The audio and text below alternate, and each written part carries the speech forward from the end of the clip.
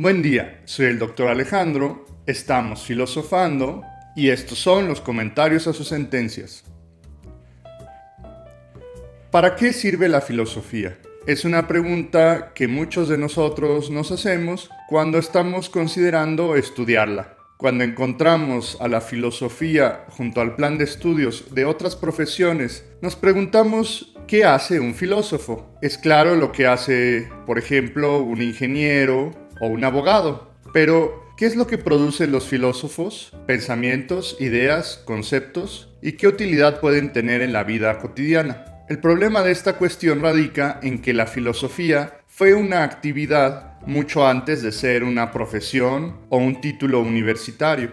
La filosofía debe entenderse primero y antes que nada como una actividad del pensamiento libre. En sentido estricto, la filosofía no tiene ninguna utilidad directa, aunque podemos encontrar aplicaciones de forma secundaria. ¿Por qué alguien habría de ser algo que no tiene ninguna utilidad? En realidad nos hacemos esta pregunta sobre la filosofía, pero alrededor de nosotros encontramos actividades que no tienen ninguna otra función más que el gozo de realizar la actividad misma. Cuando vemos a un futbolista, no le preguntamos ¿qué utilidad tiene meter un balón de fútbol adentro de una red?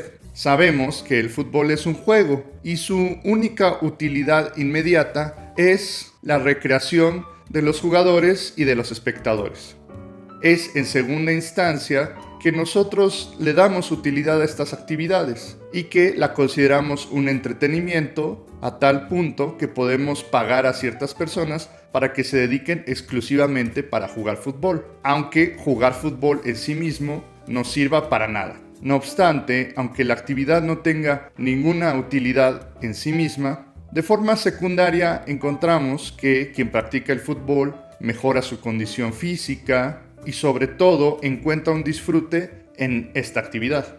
Algo similar podemos decir de la filosofía. La filosofía es una disciplina que se dedica al pensamiento puro. El mismo nombre de la filosofía así lo indica. Se trata de un amor puro por el conocimiento. Esto es similar a alguien que practica un hobby. Quien colecciona trenes de juguete, por decir un ejemplo, sabe que esa actividad en sí misma no tiene ninguna utilidad, pero se regodea y se recrea al realizarla. Lo mismo pasa con la filosofía. Quien decide estudiar filosofía debe de conceder primero y antes que nada que se debe tratar de un disfrute, de un gozo. Y si no encuentra gozo en esta actividad, es mejor que se dedique a hacer otra cosa. No obstante, aunque la filosofía en sí misma no tiene ninguna utilidad, al igual que el jugador de fútbol, encontramos que de forma secundaria la filosofía puede darnos cierta utilidad y beneficios. Nos da pensamiento crítico, que es una herramienta que podemos utilizar todos los días. Nos ayuda a pensar y argumentar mejor. E incluso el resultado de investigación filosófica puede, en una segunda instancia, beneficiar a otras áreas del conocimiento. Por ejemplo, la filosofía política puede aplicarse posteriormente en las ciencias políticas para diseñar una mejor forma de gobierno, por ejemplo. O ciertos conceptos filosóficos pueden ayudar a los científicos a desarrollar mejor sus teorías. Sin embargo, se debe tener en claro que la filosofía en sí misma no busca dar estas soluciones, sino que es en un segundo momento en la que se le puede buscar aplicaciones. Esto puede compararse con las matemáticas. Las matemáticas puras no buscan dar soluciones prácticas a la vida cotidiana, pero en una segunda instancia, la aritmética, la geometría y el cálculo es utilizada cotidianamente para encontrar aplicaciones prácticas en el mundo real.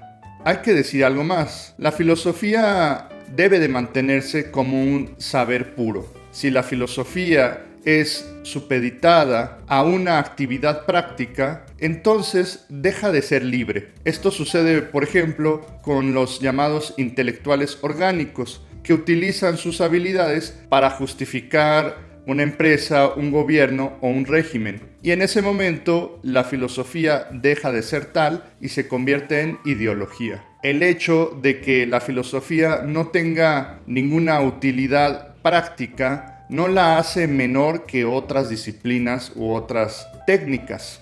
Al contrario, para los antiguos griegos, las mejores actividades eran las que no servían para nada. Para los antiguos, los hombres libres se dedicaban a actividades que no tenían otra utilidad más que recrear al individuo en la realización de la misma. Los juegos deportivos, el arte y la filosofía son de estas características. Y para los antiguos, eran más bien las actividades prácticas las que tenían menor distinción y nobleza. Quien realizaba una técnica, por ejemplo, para elaborar una artesanía con el fin de venderla, en realidad no estaba haciendo arte puro, sino estaba produciendo una mercancía que sería más tarde vendida. En cambio, el artista no está limitado al gusto de otras personas y que tenga que hacer su trabajo para agradar a los demás, sino que primordialmente realiza su arte para satisfacer su propio gusto estético. Los antiguos tenían una palabra para esto, el ocio, y los hombres libres se dedicaban precisamente a actividades ociosas. Lo contrario del ocio es el negocio, la negación del tiempo libre, que para los antiguos tenía menor dignidad que el propio ocio. En nuestro sistema capitalista encontramos lo contrario. Parece ser que las actividades mercantiles y los negocios superan al ocio y quisiéramos a veces encontrar utilidad y practicidad a todas las actividades que hacemos. Sin embargo, la filosofía y los antiguos nos recuerdan que a veces las mejores cosas en la vida son las que precisamente no sirven para nada. Cuando alguien decide salir por la tarde con algunos amigos o se propone tener una relación romántica, a ninguno de nosotros se nos pasa por la cabeza preguntarle a esa persona qué utilidad tiene eso, cuánto dinero va a ganar. Esto precisamente porque nosotros sabemos que muchas de nuestras actividades, como salir con unos amigos o establecer una relación romántica, en realidad no deberían de tener ningún interés pecuniario, sino por el contrario, se realizan por el gusto mismo de hacerlo. Los juegos, los deportes, el arte y la filosofía entran como estas actividades que no sirven en sí mismas para obtener recursos financieros. Y son estas actividades, nos dice la filosofía, la que nos hace verdaderamente libres y seres humanos. Muchas gracias por ver este video y si te gustó, dale like, comenta, comparte y suscríbete. Toca la campanita para recibir las notificaciones y visita mi página de Patreon si quieres ayudarme. El vínculo está en la descripción. Nos vemos en la siguiente semana. Hasta pronto.